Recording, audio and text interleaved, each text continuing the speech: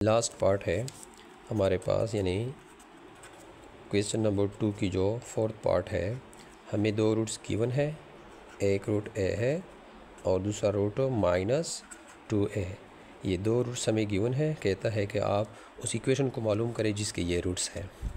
तो जब भी हमें रूट्स दिए गए हो और इक्वेशन हमने मालूम करना है तो हमारे पास फार्मूला है, हम लोग फार्मूला पढ़ चुके हैं।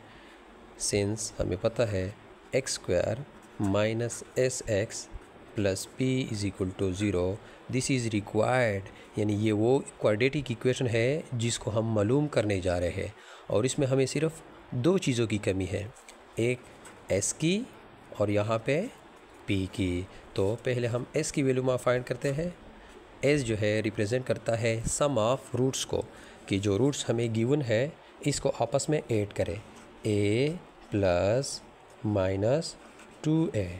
तो s की वैल्यू आ जाएगी, यानी a प्लस इंटू माइनस से माइनस आ जाएगा 2a।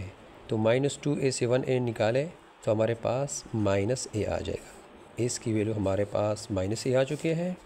और इसी तरह p की वैल्यू, p रिप्रेजेंट करता है प्रोडक्ट ऑफ रूट्स को, कि जो रूट्स गिवन है इसको आपस में मल्टीप्लाई करें, a इंटू -2a। तो p की वैल्यू आ जाएगी प्लस इंटू माइनस 2 और a इंटू a से हमारे पास a² आ जाएगा, क्योंकि यहाँ पे बेसिस सेम है।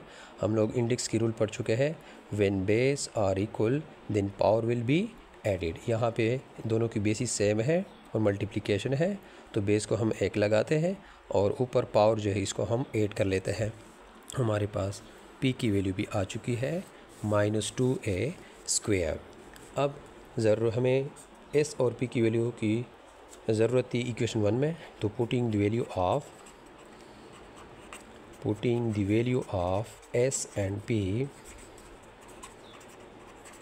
In equation number 1। इक्वेशन 1 में हम s और p की वैल्यू जो है पुट करते हैं। इक्वेशन 1 हमारा ये है x² मनफी sx plus p is equal to 0।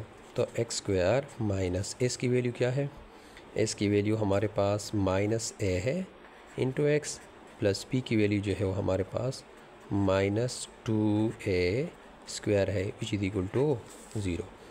x² minus into minus plus ax आ जाएगा, plus into minus -2a² is equal to 0। ये हमारे पास वो quadratic equation, required quadratic equation आ चुका है जिसकी हमें ज़रूरत थी। जो रूट्स हमें दिए गए थे ये इसकी रिक्वायर्ड क्वाड्रेटिक इक्वेशन आ चुका है।